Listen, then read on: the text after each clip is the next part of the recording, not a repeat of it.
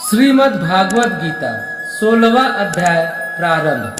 श्री भगवान बोले, भय का सर्वथा अभाव, अंतःकरण की पूर्ण निर्मलता, तत्व ज्ञान के लिए ध्यान योग में निरंतर दृढ़ स्थिति और सात्विक दान, इंद्रियों का दमन, भगवान, देवता और गुरुजनों की पूजा तथा अग्निहोत्र आदि उत्तम कर्मों का आचरण एवं वेद शास्त्रों का पठन पाठन तथा भगवान के नाम और गुणों का कीर्तन, स्वधर्म पालन के लिए कष्ट सहन और शरीर तथा इंद्रियों के सहित अंतःकरण की सरलता, मन, वाणी और शरीर से किसी प्रकार भी किसी को कष्ट न देना, यथार्थ और प्रिय भाषण, अपना अपकार करने वाले पर भी क्रोध का न होना, कर्मों में कर्तापन के अभिमान का त्याग, अंतःकरण की उपरति अर्थात चित्त की चंचलता का अभाव, किसी की भी निंदादि न करना, सब भूत प्राणियों में हेतु रहित दया,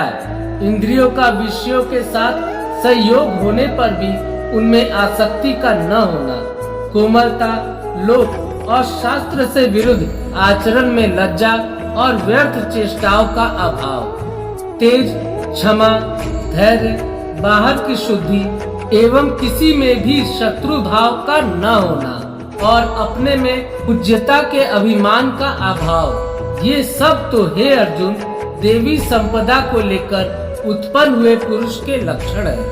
हे पार्थ, दंभ, घमंड और अभिमान तथा क्रोध, कठोरता और अज्ञान भी, यह सब आसुरी संपदा को लेकर उत्पन्न हुए पुरुषों के लक्षण है। दैवी संपदा मुक्ति के लिए और आसुरी संपदा बांधने के लिए मानी गई है। इसलिए है अर्जुन, तू शोक मत कर, क्योंकि तू दैवी संपदा को लेकर उत्पन्न हुआ है। हे अर्जुन, इस लोक में भूतों की सृष्टि यानी मनुष्य समुदाय दो ही प्रकार का है, एक तो दैवी प्रकृति वाला और दूसरा आसुरी प्रकृति वाला।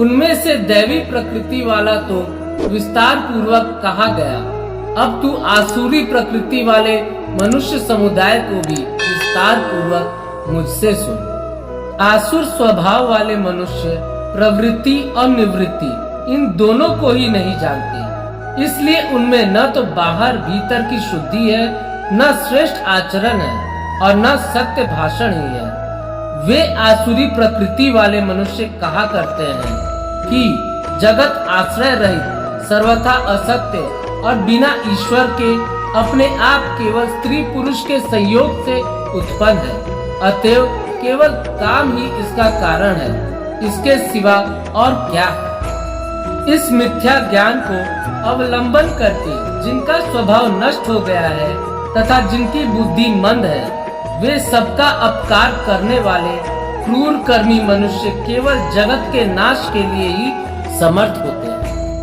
वे दंभ, मान और मद से युक्त मनुष्य किसी प्रकार भी पूर्ण न होने वाली कामनाओं का आश्रय लेकर अज्ञान से मिथ्या सिद्धांतों को ग्रहण करके और भ्रष्ट आचरणों को धारण करके संसार में विचरते हैं तथा वे मृत्यु पर्यंत रहने वाली असंख्य चिंताओं का आश्रय लेने वाले, विषय भोगों के भोगने में तत्पर रहने वाले और इतना ही सुख है इस प्रकार मानने वाले होते हैं।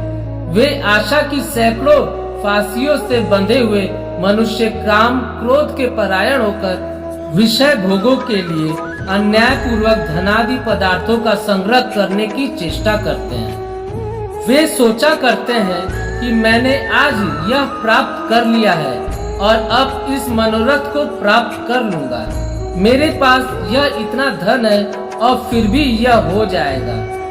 वह शत्रु मेरे द्वारा मारा गया और उन दूसरे शत्रुओं को भी मैं मार डालूंगा। मैं ईश्वर हूँ, ऐश्वर्य को भोगने वाला हूँ, मैं सब सिद्धियों से युक्त हूँ और बलवान तथा सुखी हूँ। मैं बड़ा धनी और बड़े कुटुंब वाला हूँ, मेरे समान दूसरा कौन है। मैं यज्ञ करूँगा, दान दूंगा और आमोद प्रमोद करूँगा। इस प्रकार अज्ञान से मोहित रहने वाले तथा अनेक प्रकार से भ्रमित चित्त वाले मोह रूप जाल से समावृत और विषय भोगों में अत्यंत आसक्त आसुर लोग महा अपवित्र नरक में गिरते हैं। वे अपने आप को ही श्रेष्ठ मानने वाले घमंडी पुरुष धन और मान के मद से युक्त होकर केवल नाम मात्र के योग्यों द्वारा पाखंड से शास्त्र विधि रहित यजन करते हैं। वे अहंकार, बल, घमंड, कामना और क्रोधादि के परायण और दूसरों की निंदा करने वाले पुरुष अपने और दूसरों के शरीर में स्थित मुझ अंतर्यामी से द्वेष करने वाले होते हैं। उन द्वेष करने वाले पापाचारी और क्रूर कर्मी नराधमों को मैं संसार में बार बार आसुरी योनियों में ही डालता हूँ। हे अर्जुन, वे मूढ़ मुझको न प्राप्त होकर ही जन्म जन्म में आसुरी योनि को प्राप्त होते हैं, फिर उससे भी अति नीच गति को ही प्राप्त होते हैं, अर्थात घोर नरकों में पड़ते हैं। काम, क्रोध तथा लोभ ये 3 प्रकार के नरक के द्वार आत्मा का नाश करने वाले अर्थात उसको अधोगति में ले जाने वाले हैं। अतएव इन तीनों को त्याग देना चाहिए। हे अर्जुन, इन तीनों नरक के द्वारों से मुक्त पुरुष अपने कल्याण का आचरण करता है। इससे वह परम गति को जाता है, अर्थात मुझको प्राप्त हो जाता है। जो पुरुष शास्त्र विधियों को त्याग कर अपनी इच्छा से मनमाना आचरण करता है, वह न सिद्धि को प्राप्त होता है, न परम गति को और न सुखों को ही। इससे तेरे लिए इस कर्तव्य और अकर्तव्य की व्यवस्था में शास्त्र ही प्रमाण है। ऐसा जानकर तू शास्त्र विधि से नियत कर्म ही करने योग्य है। इस वीडियो को लाइक और शेयर करें। चैनल को सब्सक्राइब करके बेल आइकन जरूर से दबाएं।